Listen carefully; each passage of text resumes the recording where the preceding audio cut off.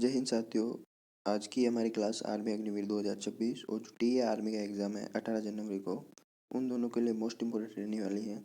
तो जो भी चैनल पर नया है वो जल्दी से चैनल को सब्सक्राइब करके क्लास को अपने सभी दोस्तों के साथ शेयर कर देना ताकि उन तक भी हमारी क्लास पहुंच सके।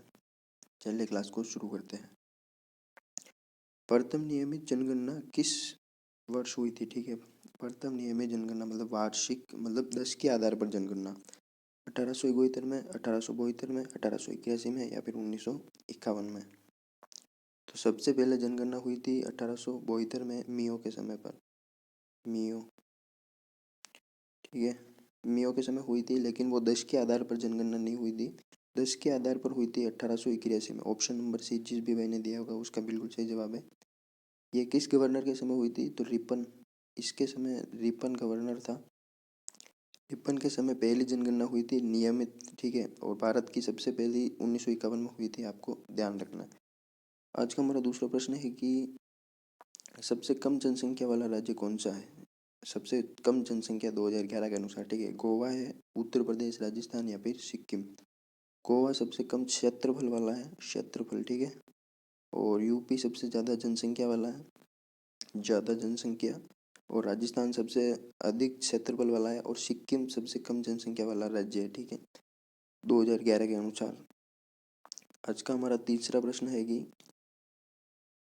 निम्नलिखित में से ब्रिटिश संविधान से कौन सा प्रारूप अपनाया गया है? मतलब कौन सा प्रारूप हमने ब्रिटेन के संविधान से लिया है?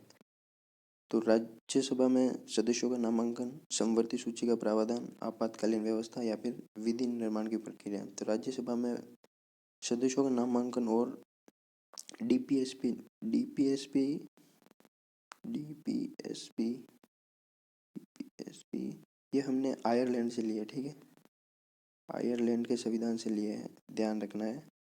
और समवर्ती सूची का प्रावधान ऑस्ट्रेलिया से लिया है, ऑस्ट्रेलिया से। और ये जो आपातकालीन व्यवस्था है ये हमने जर्मनी से ली है, जर्मनी।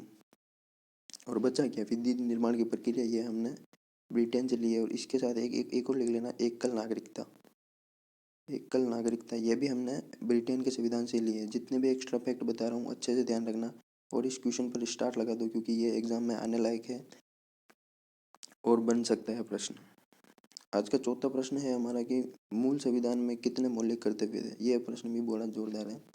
42वां संविधान संशोधन हुआ था इंदिरा गांधी के समय पे, ठीक है।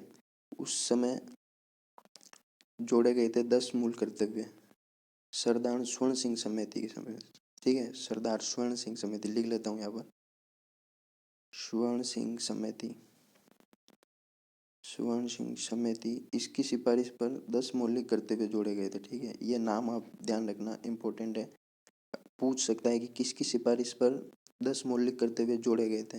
तो मूल संविधान में तो 0 थे, मतलब इनमें से कोई नहीं होगा, और 10 जोड़े गए थे 42 कॉन्स्टिट्यूशन एक्ट के तहत। और उसके बाद में एक और जोड़ा गया था 86, मतलब शिक्षा का वो जोड़ा गया था, ठीक है, 86वां संविधान संशोधन से।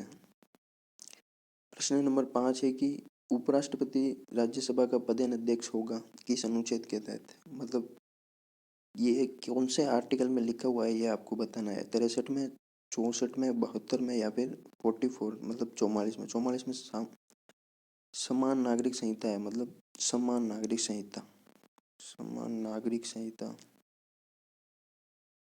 नागरिक संहिता, ठीक है, ये 44 में है। और इसमें 72 में समाधान की शक्ति है, समाधान,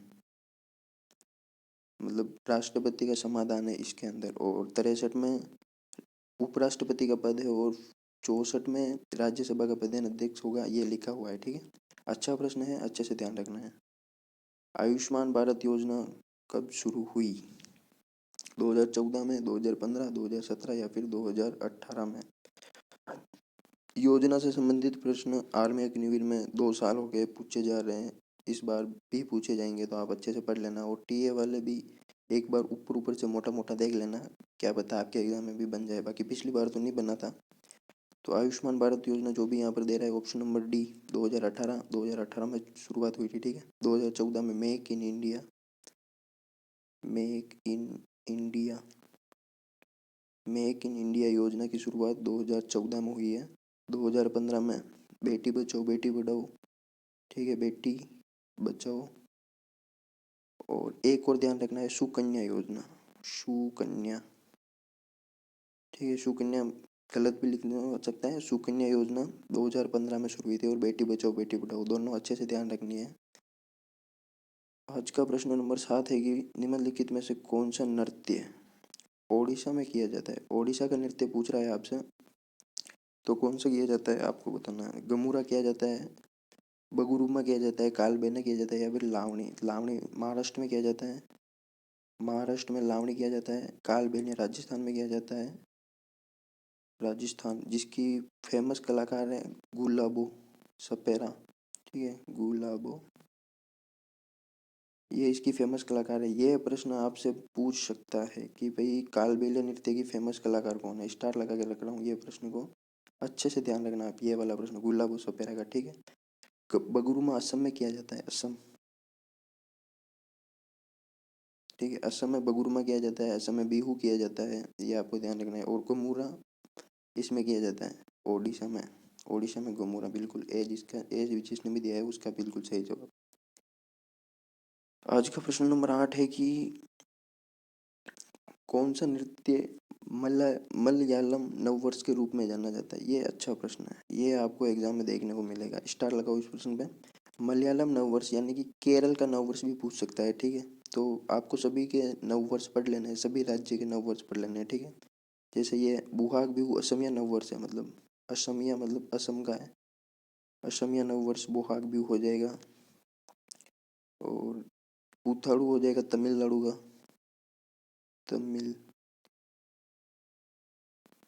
तमिलनाडु का, ठीक है। तमिलनाडु या तमिल का नववर्ष भी कह सकते हैं। गुड़ी पड़वा महाराष्ट्र का हो जाएगा, महाराष्ट्र का नववर्ष है एम एच, ठीक है। ये सारे के सारे नववर्ष आप अच्छे से पढ़ लेना, प्रश्न जरूर मिलेगा। और यहाँ पर ऑप्शन नंबर सी बिल्कुल सही हो जाएगा, विशु महोत्सव, जो कि मलयालम नववर्ष के रूप में भी जाना जाता है।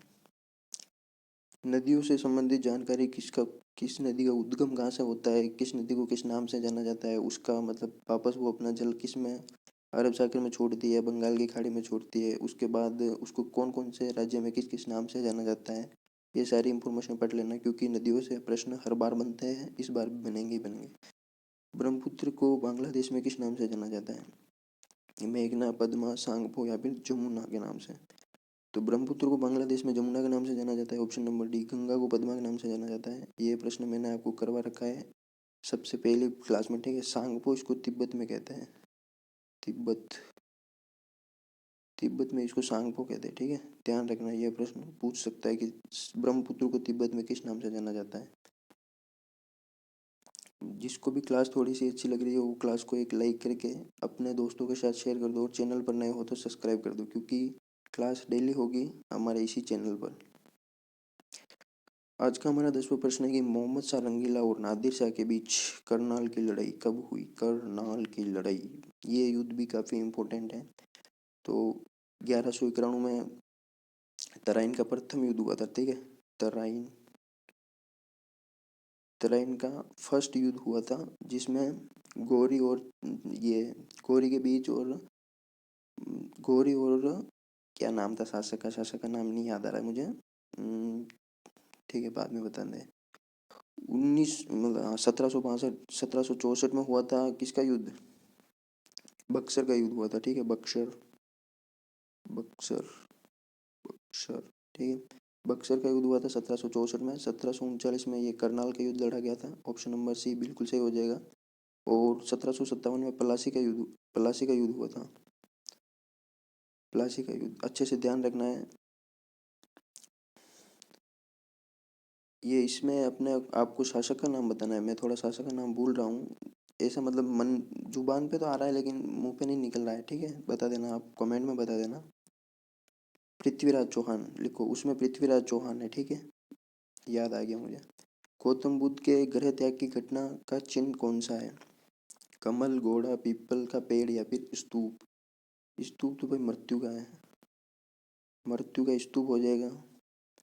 घोड़ा हो जाएगा इसमें बिल्कुल सही जवाब, जिस भी भाई ने दिया है ऑप्शन नंबर बी उसका बिल्कुल सही जवाब है। गौतम बुद्ध के गृह त्याग की घटना घटना का पद चिन्ह घोड़ा है, ठीक है। बौद्ध धर्म मोटा मोटा देख लेना, पिछली बार तो 1-2% ही बने थे अग्निवीर में, इस बार टीए में जरूर बनेंगे। टीए में तो बौद्ध धर्म से बड़े अच्छे प्रश्न पूछे जाएंगे। निम्न में से कौन सा शांति के क्षेत्र में दिया जाने वाला एक पुरस्कार है, मतलब कौन सा पुरस्कार है जो शांति के क्षेत्र में दिया जाता है? परमवीर, महावीर चक्र, वीर चक्र, अशोक चक्र। ये तीनों पुरस्कार शांति के क्षेत्र में नहीं, युद्ध में मतलब जो भी अच्छा साहस करता है उसके लिए दिया जाता है। और अशोक चक्र है जो शांति के क्षेत्र में दिया जाता है। एक कीर्ति चक्र और लिख लो, कीर्ति चक्र, अशोक चक्र, कीर्ति चक्र दोनों शांति के क्षेत्र में दिए जाते हैं, मतलब कोई युद्ध में शांत स्वभाव करके पराक्रम दिखाता है उसके लिए दिया जाता है। आज का प्रश्न नंबर 13 है। इससे पहले मैं आपको बता दूं कि अगर आपको क्लास थोड़ी सी भी अच्छी लग रही हो तो चैनल को जल्दी से सब्सक्राइब कर दो और वीडियो को लाइक करके अपने दोस्तों के साथ शेयर कर दो, क्योंकि मैं खुद आर्मी का 2 बार पेपर निकाल चुका हूँ, तो सारे सिलेक्टेड प्रश्न लेके आता हूँ और हमें पता है कि कौन सा एग्जाम में पूछा जाएगा, उस हिसाब से ही आपके लिए कंटेंट तैयार किया जा रहा है। तो जो भी भाई नया है वो जल्दी से सब्सक्राइब कर देना, ठीक है। आज का प्रश्न नंबर 13 है कि विजय विश्व तिरंगा प्यारा नारा किसका है? जो अभी 2024 में टीए आर्मी का एग्जाम हुआ था उसमें नारे से संबंधित आया था, कैप्टन विक्रम बत्रा का नारा पूछा गया था, ये दिल मांगे मोर किसका नारा है?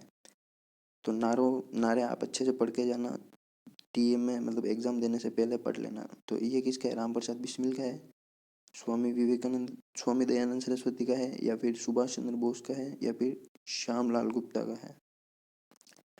तो सर फिर ये हो जाएगा कि स्वामी दयानंद सरस्वती, वेदों की ओर लौटो, वेदों की ओर लौटो, ये नारा किसने दिया है? स्वामी दयानंद सरस्वती ने दिया। सुभाष चंद्र बोस का कौन सा नारा है? तुम मुझे खून दो मैं तुम्हें आज़ादी दूंगा। दिल्ली चलो का नारा किसने दिया? दिल्ली चलो का नारा भी सुभाष चंद्र बोस ने ही दिया था, ठीक है, अच्छे से ध्यान रखना है। सरफिरोशी की तमन्ना है अब हमारे दिल में, ये किसने दिया था? राम प्रसाद बिस्मिल ने दिया था, ठीक है, सरफिरोशी की तमन्ना वाला। और इसमें हो जाएगा विजय विश्व तिरंगा प्यारा, इसमें अपना हो जाएगा option number D, Shyamlal Gupta, ठीक है, इन्होंने दिया था ये नारा। आज का प्रश्न नंबर 14 है, आज का सेकंड लास्ट प्रश्न है कप और ट्रॉफियों से। भाई कप और ट्रॉफियों में प्रश्न पूछा जाता है, अभी तक के इतिहास में हर एग्जाम में प्रश्न आते हैं, अच्छे से कर लेना। तो प्रश्न है, निम्नलिखित में से किस को ट्रॉफी का संबंध गोल्फ से है? गोल्फ, ये इधर ये गोल्फ है ना, गोल्फ ध्यान रखना है। Prince of Wales cup, Maharaja Ranjit Singh gold cup, Ranji trophy, Narang cup. Ranji trophy तो मैंने आपको कल ही कराया है, क्रिकेट से है, ठीक। क्रिकेट, क्रिकेट से हो जाएगा रणजी ट्रॉफी का संबंध तो। और बात करें इसकी महाराजा रणजीत सिंह की, तो ये हो जाएगा हॉकी से, हॉकी से संबंधित हो जाएगा, ठीक है। और Prince of Wales cup option number A golf से है। एक इसमें राइडर कप और लिखना आप, ठीक है, राइडर कप और लिख लेता हूँ मैं। राइडर कप हर बार एग्जाम में पूछा जाता है, राइडर, राइडर कप है ना, ये ई है राइडर कप। ये राइडर कप पे स्टार लगा रहा हूँ मैं, अगर ये प्रश्न ना बना ना एग्जाम में तो मुझे कहना। ये नारंगम बैडमिंटन हो जाएगा, ठीक है। आज का लास्ट प्रश्न है कि कौन सा विटामिन खट्टे फलों में मुख्य रूप से पाया जाता है? खट्टे फलों में कौन सा विटामिन पाया जाता है? सी, डी, ए और के। इन विटामिन के सभी आप रासायनिक नाम अच्छे से पढ़ना, ठीक है, रासायनिक नाम में से प्रश्न पूछ सकता है। तो यहाँ तो खट्टे फलों में पूछ रहा है, तो ऑप्शन नंबर सी यहाँ पर मतलब ऑप्शन ए हो जाएगा, विटामिन सी खट्टे फलों में पाया जाता है। ये घाव भरने वाला, घाव भरने में सहायक करता है, ठीक है, लिख लो यहाँ पर, घाव में सहायता, सहायता, घाव में सहायता प्रदान करता है, मतलब चोट लगने पर उसको भरने का काम यही करता है। विटामिन डी हार्मोन विटामिन है, हार्मोन विटामिन लिख लेना, हार्मोन, ठीक है, हार्मोन, इसको हार्मोन विटामिन भी कहते हैं।